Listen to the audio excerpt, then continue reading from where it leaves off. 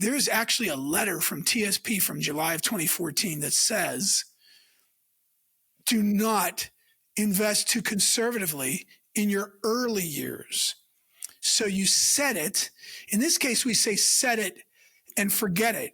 You go with the C and the S fund, or with a 401k with the S&P 500, maybe some mid and small cap fund, right? You go with that when you're young. But when you don't forget it is when you're getting within 3.5 years of retirement. Now CD Financial, where health meets wealth. Welcome back, everybody, to the CD Financial Podcast. CD Financial, where health meets wealth. I am Marcus Castillo, your host. That is Chuck D, as always. He is the man with the plan. So, Chuck, how you doing today? Fantastic, Marcus. How are you? Doing well. I have no complaints yet. All right, then. Back when we met, I was intrigued with Marcus because he was raised in Austin. So he is a Texan, a Tejano, to be through and through. Yeah, to be exact. But actually from, what was it, Marcus? You were Round Rock, right? Well, I grew up in Austin. I'm that one guy from Austin. If you come to Austin, nobody's from here anymore. So I'm that one guy. You just met him, if you didn't know. Swarmed with Californians now, right?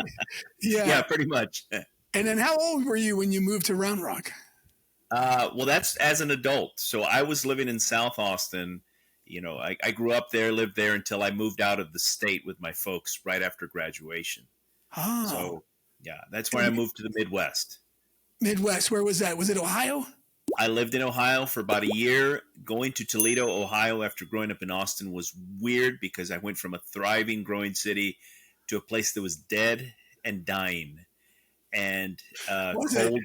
Yeah, no, at that time, because Jeep had shut down. Oh. They had a Toledo operation. They were shutting down a lot. People were losing jobs. The only business going at that moment was Libby Glass.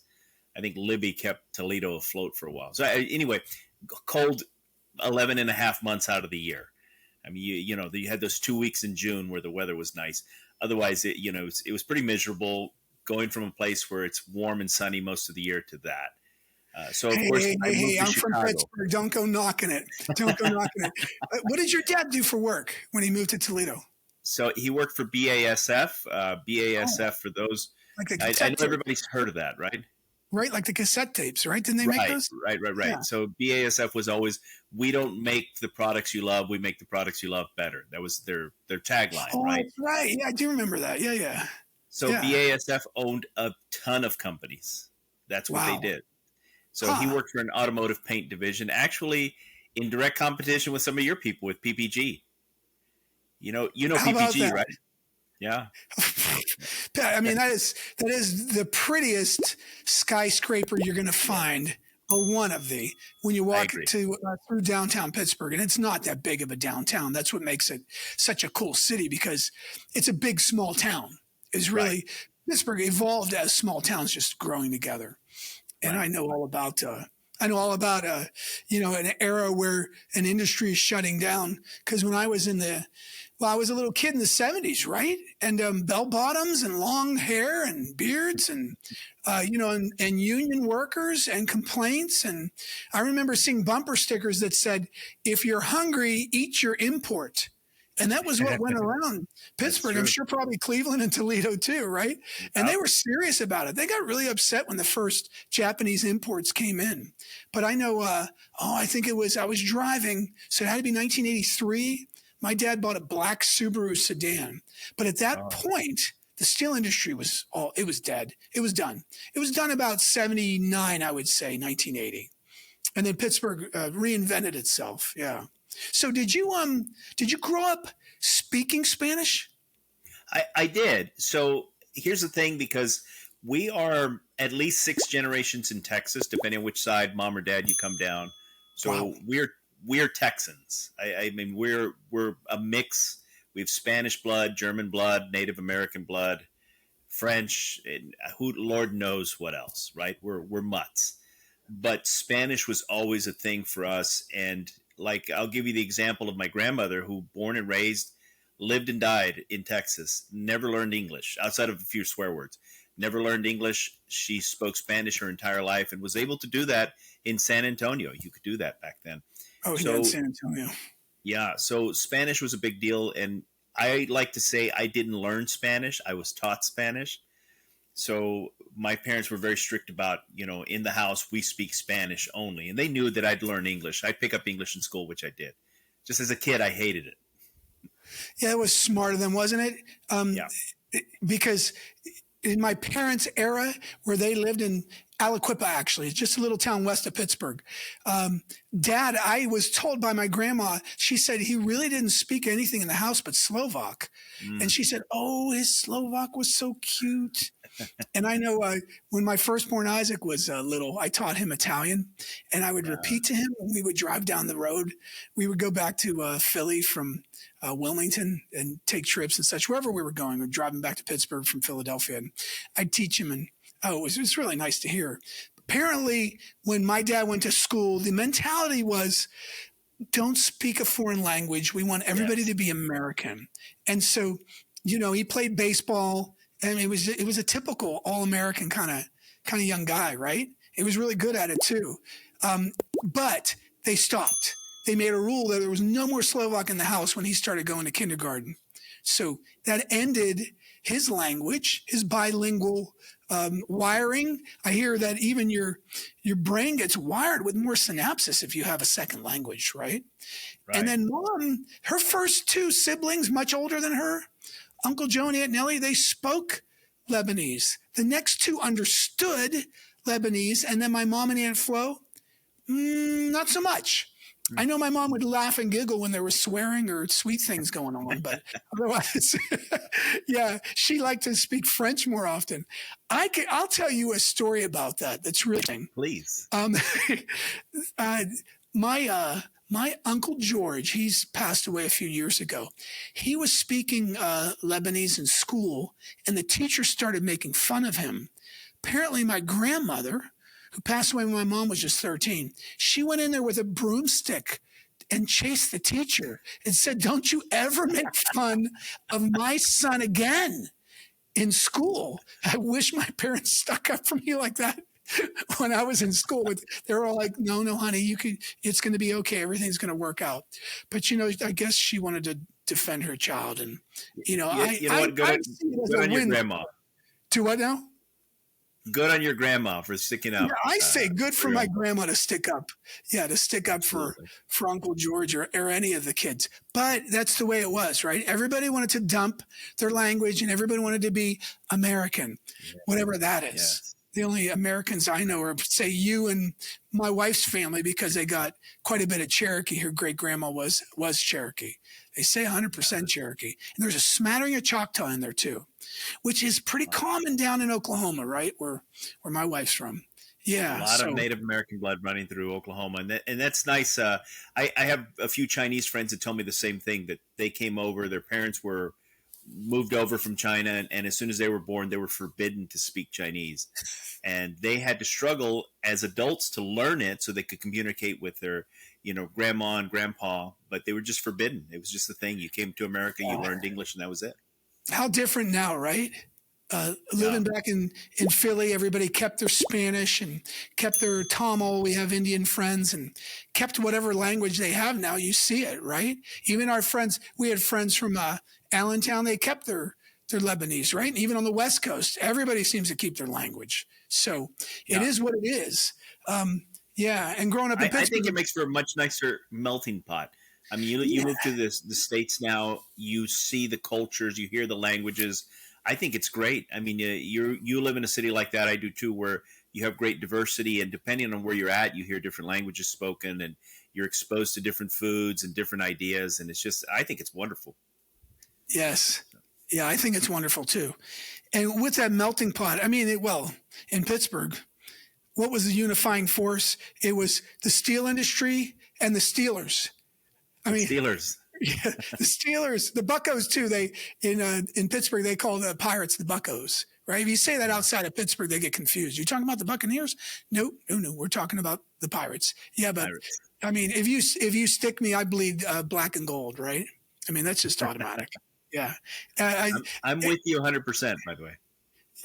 Yeah, that's right. So when Mark and I met, Marcus, it was an instant bromance because he was just on with the Steelers.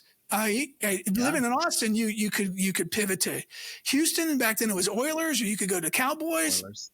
or you could go to black and gold, baby. You go to Steelers. Right. So Yeah. that's America's By the team. way, America's team, the Dallas Cowboys use that as a marketing tool. However, everywhere you go, there's Steelers fans. And I grew up a child of the 70s watching the Steel Curtain. You know, 4 of the 5 or 3 of the 4, I should say, original members of that defensive line were from Texas. Wow. They were Texas boys. So, I mean, you Wow. had a lot of connections there. And I just grew up a big fan. To this day, Terry Bradshaw is still one of my favorite, players of all time. And for the Raider fans out there, it was a catch, just so that we're clear. Just so we understand, that was a catch that Franco made. But yeah, as a kid of the 70s, man, love me some black and gold. Oh, there's a statue of that in the Pittsburgh airport of Franco just grabbing the immaculate reception, right? Yeah, and watching Lynn Swann float through the air to get that. Oh man, it was just amazing, right? Yeah, and all those guys, and Jack Lambert, right? So let's talk football analogy, because I want to talk about that as regards to approaching retirement and taking a win. Yeah. So let's say it's a football game. Your team's up 10 points. The opposing team scores a touchdown. There's only a 3-point gap, and there's 2 minutes, 30 seconds left. Now, what are you going to do? Are you going to start throwing a deep ball, taking a chance, trying to score another touchdown, and letting the team possibly pick the ball off and run it back for a touchdown? Well, if you're Mike Leach, yes. But having said that, and nod to the late Pirate, by the way, if you're Mike Leach, you would. However, most coaches at that point are going to hand the ball off, just hammer it down, get a couple of first downs, run the clock out, take the win. Yeah, give it to the guy with the steadiest hands and go from there. Yeah, that's it. Absolutely. So and hope that you get a first down, and then you take a knee and you take the win. You take the win. The reason I'm talking about that is because so many people get caught up in trying to capture, every dollar that's in their TSP or their 401k. I'll tell you a story. I was talking 2 days ago with a family from the Rockies, and he was saying, well, I mean, if I want to retire in 3.5 years and the stock market goes down, well, I could always work another 2 or 3 years. His wife goes, whoa, what are you saying? And I said, yeah, do you really think, well, I enjoy my job? I go, sure you do. But what if and that's great. But what if your circumstances change? Your health could change. Your manager could change, right? Your job load could change if others retire, and things can change. And do you want to be beholden to the stock market for permission to retire? And his wife chimed in too and said, yeah, I mean, I'm retiring at the end of the year. I don't want to have to wait around another 2 or 3 years for you. Exactly. I want to get going while we're still young and we can do the go-go things, right? Bucket list items. Yeah. So oftentimes folks get caught up. They'll say, well, I mean, I was at $1 million and now I look at my portfolio and I'm down. And I say, well, what are you down to? I'm down to 985. I'm like, 985? That's an incremental move. I mean, that's hardly anything, right? Yeah. Well, yeah, but it was at $1 million. I go, yeah, I know, but when you had 100,000 and you were down to 98,500, what is that? 1.5% movement? That's it. Yeah. So that the market does that all the time, and you'll get the chance creating the retirement plan. Now, see, there's some folks, for instance, yesterday, I talked with a couple. They were Department of Defense employees, and she was in the G fund. I don't know if you know, Marcus, but that's the government like money market fund. It can't lose any money, but she's 37. And he was all in the C and the S fund. And I said, whoa, guys. I go, you're 37. there's actually a letter from TSP from July of 2014 that says, do not invest too conservatively in your early years. So you set it. In this case, we say set it and forget it. You go with the C and the S fund, or with a 401k with the S&P 500, maybe some mid and small cap fund, right? You go with that when you're young. But when you don't forget it is when you're getting within 3.5 years of retirement. Now you can cycle back. Now you can use maybe the G fund. Maybe there's a stable value fund at your 401k. Now it's time to then take, that's what we mean by take the win. Take the win. Right? Yeah. Yeah. That's where you take the win, right? You run it, you give it to the guy with the best hands. He blasts through. Maybe you get a first down and you just take the knee and you kill the clock. That's what you want to do there. You don't want to do anything drastic. So that's what we're talking about. Take the win within 3.5 years of retirement. This happened twice this week. There was also somebody I'm helping with $600,000 in their TSP. That was the comment that was actually made. She says, oh man, this last month I'm down at like 590. And I'm like, that's just fluctuations, right? Yeah. That's just market fluctuations. If we create the plan, you got to get money within 3 years of retirement that's stable, that's not going to bounce around. It's your foundation on concrete and stone. You've heard me talk about that before, Marcus. Absolutely. We've discussed foundations before. Yeah. So then you'll have money that's in the stock market for growth, maybe even individual stocks in the market for growth. Fantastic. But you need the foundation money, and you need to separate those two and never may the two meet. That's ideal, right? Fantastic. Good advice. I appreciate that. Yeah. So take the win, man. Yeah. So go ahead, ask me. What's our health tip for the day, Marcus? What is the health tip for the day? I'm sorry, you froze for a second. What is our health tip for today? Good at financial advice. Okay, now, if you can, use my name too when you ask it, because you haven't used my name. I've been referring to you a lot. I apologize, Chuck D. So now that we have our nice financial tip for the day, Chuck D, what are we going to be talking about health-wise? What's our health tip? I was thinking about this, and it's kind of crazy. I want to see if Angie's actually texted me a picture of she couldn't find it. The reason I'm asking about that is I remember when we would go to Bethany Beach and the Jersey Shore too, down in what was that, Cape May? We like to go there too. Yeah, Cape May. I could still see Isaac, our firstborn. He had those little pull-up. Technology's come a long way. The pull-up diapers for swimming, the ones that were swimmers, they're colored blue, so they don't let the water in. But they can, if they have any issues, they're going to have the issues when they're 1 year old and they're right. So he's playing at the beach, and look, all you parents know this. You take your kids to the beach, right? And then I think at this point he was at Bethany Beach, but he would take handfuls of sand and he would eat it. Right? Yeah. Hey, guess what? It's just, it's an open system. It comes out the other end. No big deal. Yeah. But they, I guess holistic doctors, professionals say, children get benefits from eating sand. Like really, there's certain minerals that we can't get always from our food. And from birth, we're inherently wise. And these little babies, when they're eating sand or they eat dirt, that's where I want to go with this. When they eat dirt, there's actual minerals that you cannot get from your food. These trace minerals that you get, oftentimes the only way you can get them is from dirt.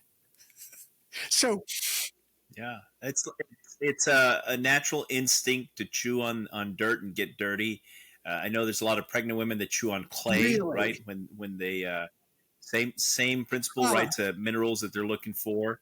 But it makes me think to when we were kids, back in the day, we didn't sit around inside all day. We were outside in the dirt, whatever we were doing, playing football, playing baseball, sometimes just rooting around, right? You go looking for critters in the dirt because that's what we used to do.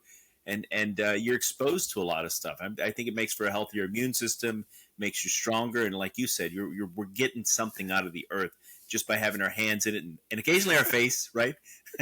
In case a little mud between the teeth. We must have been digging in the dirt because we used to burn holes in the knees of our jeans, remember? And my mom, Absolutely. So my dad was a career Allstate agent. And because Sears used to be the big company and Allstate was the little company.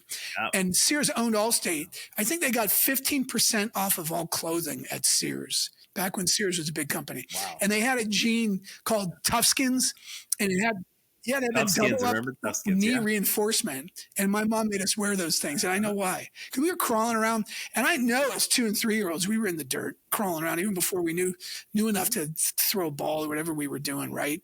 Yeah. That's it. So that's it. So people get really concerned about cleaning their vegetables and their fruits. Now, if you're buying conventional, it's sprayed with chemicals while raising it, maybe you want to have a solution for that. But when you're buying organic, I notice a quick rinse. Typically, now I'll run my thumb a lot of times down the celery or the lettuce, but I'm not saying leave hunks of dirt in your food. What I'm saying is don't be too concerned about it, because that there's going to be a health benefit to it. I know that's not the typical thing you're going to hear, but I'm telling you right now, eat dirt. Reminds me of that movie from the 70s. That's right. Tell the world to eat my dust. Rated PG. That's before we had PG-13, right? Yeah. So that's it for today, Marcus. Well, Chuck, thank you as always. It's a pleasure chatting with you. I think we had 2 good points today. Take the win, right? Take the win and eat some dirt. Why not? You'll be stronger and healthier for it. Thanks, everybody, for joining us. CD Financial, where health meets wealth.